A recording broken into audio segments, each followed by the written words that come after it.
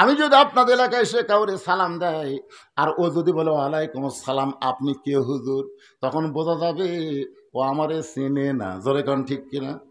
ওই জীবনে আমার ওয়াজ শুনে নাই, চিনবে না।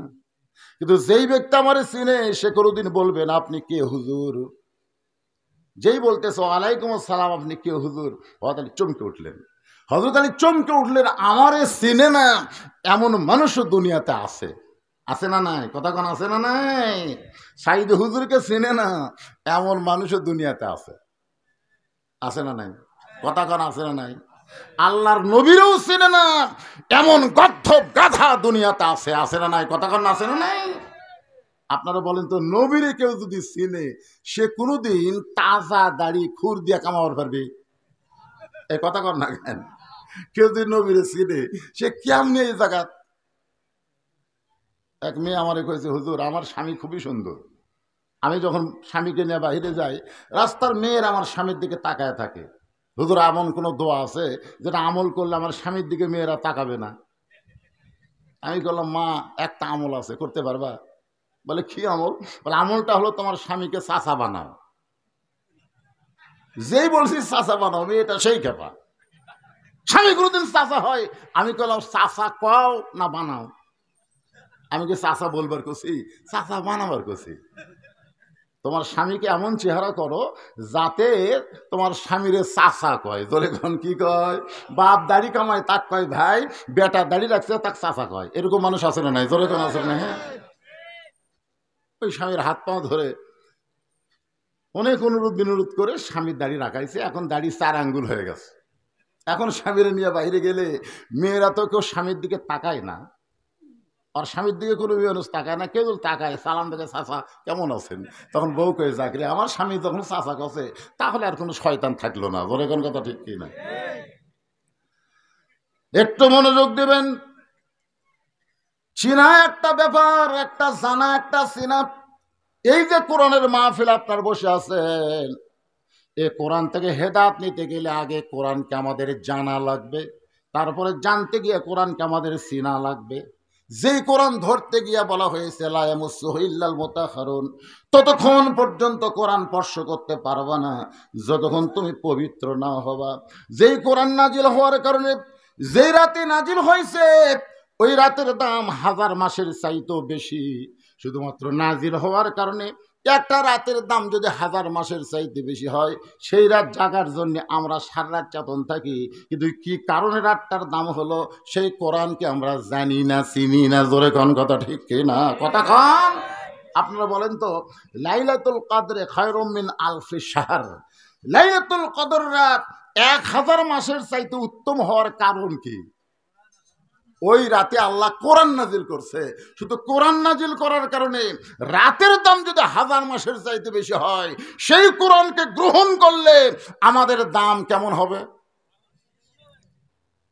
একই গাছ দিয়ে 3টা জিনিস বানাচ্ছে, একটা খাট, একটা সোফা আর একটা রেহাল। কয়টা? 3টা জিনিস বানাচ্ছে, একটা কি খাট, একটা সোফা আর একটা রেহাল। আপনারা বলেন তো এই 3টার বেশি মধ্যে দাম বেশি কার? দেখছেন? দেখছেন?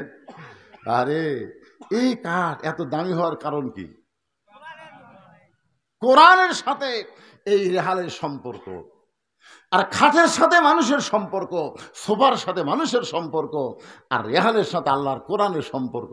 আল্লাহর কোরআনের সঙ্গে সামান্য সম্পর্কের কারণে রেহালের দাম যদি বেড়ে যায়, সেই কোরআনকে বাংলার মুসলমান গ্রহণ করলে ওই মানুষটার দাম কত হবে আমাদের জানার অধিকার আছে না নাই? দরকার আছে না নাই?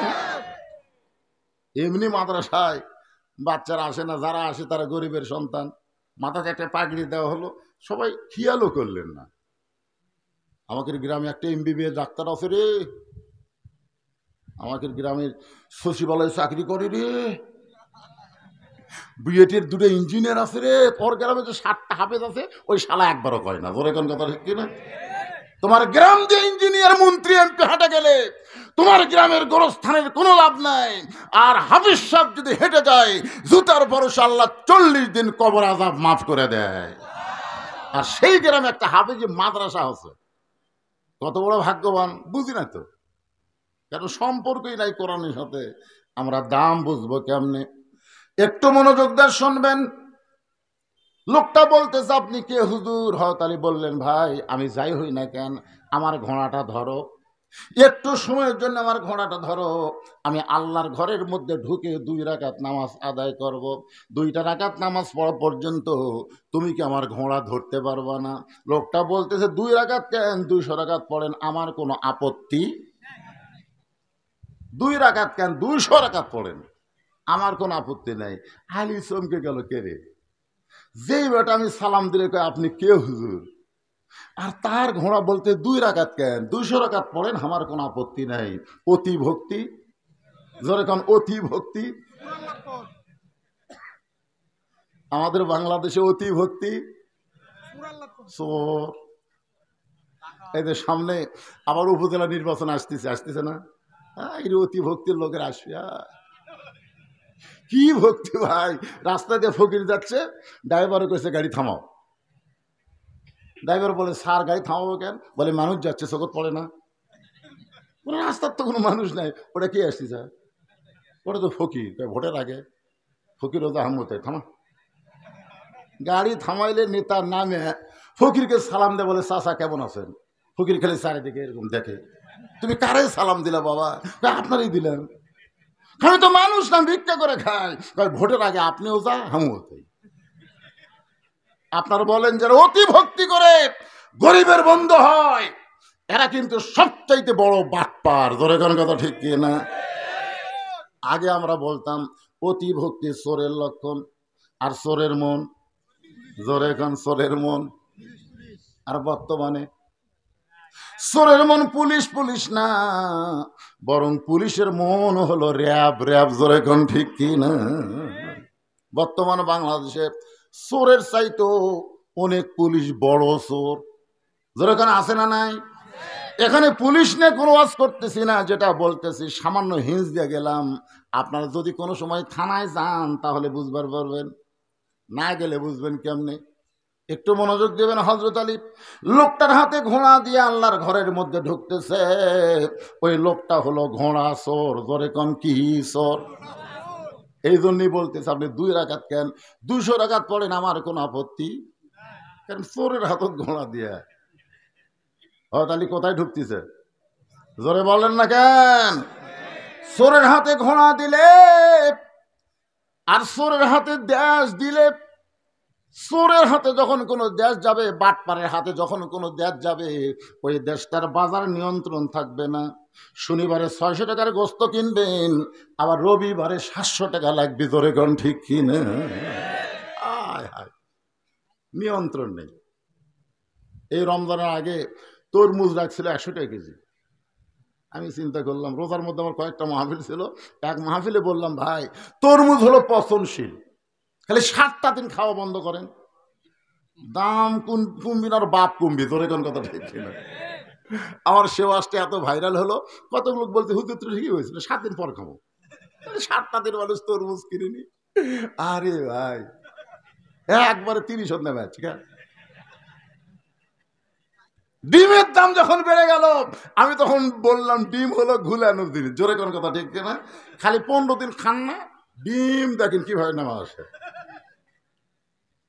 এখন আমরা ভারত বয়কট করছি, আমরা ভারত বয়কট করছি, বাংলাদেশের মুসলমান ভারতীয় কোনো পণ্য কিনবে না। জোরে কোন কথা ঠিক কিনা? এখন আমরা ইসরায়েল পণ্যকে বয়কট করতেছি। ইসরায়েলের কোনো পণ্য কোনো মুসলমান কিনতে পারে না। ইসরায়েলের পেপসি, কোকা কোলা এইগুলো কেনার কারণে যেই টাকা ইসরায়েল পায়, সেই টাকা মুসলমানের রক্ত খায়। জোরে কোন কথা ঠিক কিনা? আর ভারত বয়কট করার কারণ হলো, আমাদের 400 বছরের পুরাতন বাবরি মসজিদ ভাঙ্গা ওই জায়গায় ভারত রাম মন্দির বানাচ্ছে। আপনারা বলেন তো, মন্দির বানানোর জায়গা কি ভারতে নাই? এখানে আছে না নাই? কিন্তু মসজিদ ভাঙ্গা ওই জায়গায় মন্দির বানানোর কারণ হলো, ভারত আর যাই হোক মুসলমানকে কোনোদিন দেখতে পারে, আর মুসলমান তার জীবনের চাইতেও মসজিদকে বেশি ভালোবাসে।